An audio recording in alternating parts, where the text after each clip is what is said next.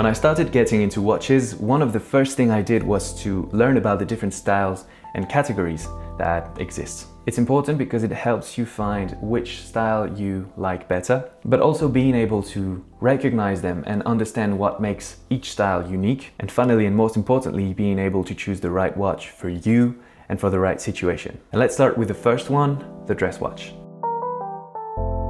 So the dress watch is typically worn in situations where you have to dress up. So that can be a party, a dinner, a business meeting, or a wedding. And typically, here's how you recognize this type of watch. Now bear in mind for this video that there's no strict regulations around watches, and so you can find exceptions and hybrids for everything. I'm just gonna give you the main guidelines and the typical things we find for each category. So for the dress watch, it's typically going to be a watch that has a leather strap.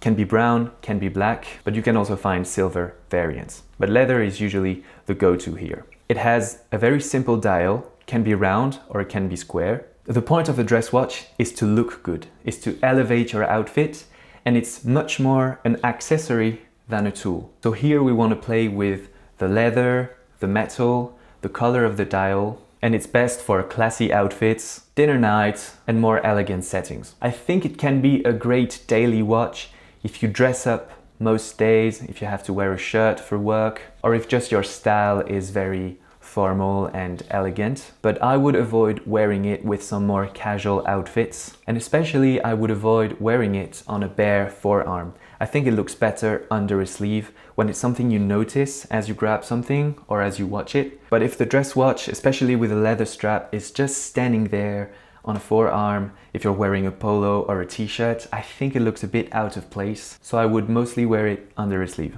Let's get to the second one, the dive watch. So the dive watch is typically made for, you guessed it, diving. So it has to be water resistant. And because of that, it's going to come in silver, because you really don't want to get a leather watch underwater. And a very unique thing for dive watches is the rotating bezel, just like this one. The point of that is to measure how long you've been underwater, so that's how you recognize them instantly. In my opinion, it's one of the most versatile style of watches. It can be dressed up or down. You can play with some color combinations with the dial and the bezel. And it's great because it can be very elegant, but at the same time, because it's a dive watch, it has a little sporty look to it as well. So you can wear it with all kinds of outfits, from a suit to a very casual outfit. Because it's a silver strap, you don't need to worry about matching the leather with your shoes and your belt. In my opinion, it could be a very good choice for a first watch. Now let's go in a completely other direction and let's talk about the digital watch.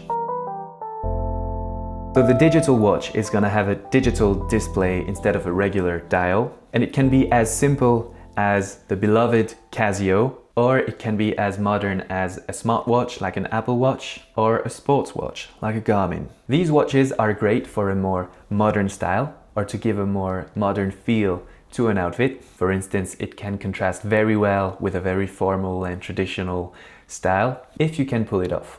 So if you like dressing very casual, then it's a very good choice. As for the sports watch, I think you should only wear it when exercising. Otherwise it really does look out of place and it doesn't blend in with an outfit like a smartwatch can. But if you really want to wear a watch to measure your stats, your sleep, your heart rate, all this little data, I think your best option would be to either wear a Whoop band or the newly announced Google Fitbit, which I think I'm gonna get very soon because I really want to get those stats because I exercise a lot and I really care about my health, but I just don't like the look of a smartwatch or a sports watch. I prefer to wear a traditional watch instead, so that could be a great compromise. Since we're talking about exercising and being outside, let's talk about the field watch.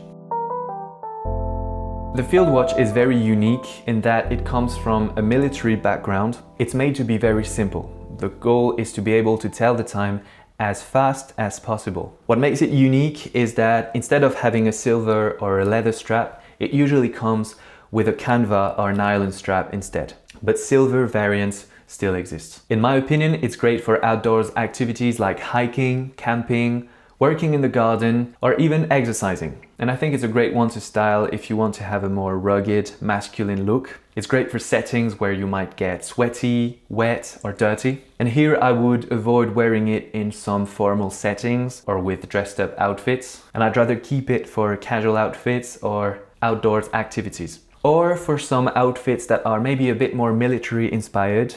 If you're wearing a trench coat and some kind of leather boots, that could be a great option. And I think it looks especially good in some more workwear style of fashion. But again, I think if you like this style of watch, you will naturally be attracted to it because it matches your style. So I trust you to style it the best way possible. And let's finish with the fifth one, which is often the most loved ones by watch lovers, the chronograph. The chronograph is often seen as the best watch if you like to get geeky into the mechanism of the watch and its technical specification. The way to recognize it is that it usually have 2 or 3 secondary dials, meaning additional complications with mainly a stopwatch complication, and therefore additional pushers on the side. It was often used in motorsports to measure time. It would be worn by pilots and race car drivers, so it has this little heritage with it. To me, it gives a vibe of performance and an appreciation for the more technical side of watchmaking. And just like the dive watch, it's extremely versatile. It works just as well with a suit as it does with a polo or a t-shirt. You can have fun with the straps because they come in leather or silver, even nylon, and the color combinations. And again, just like the dive watch, I think it's the style of watch that if you only had to have one watch, this would be a great option as well. So that's it for this quick overview.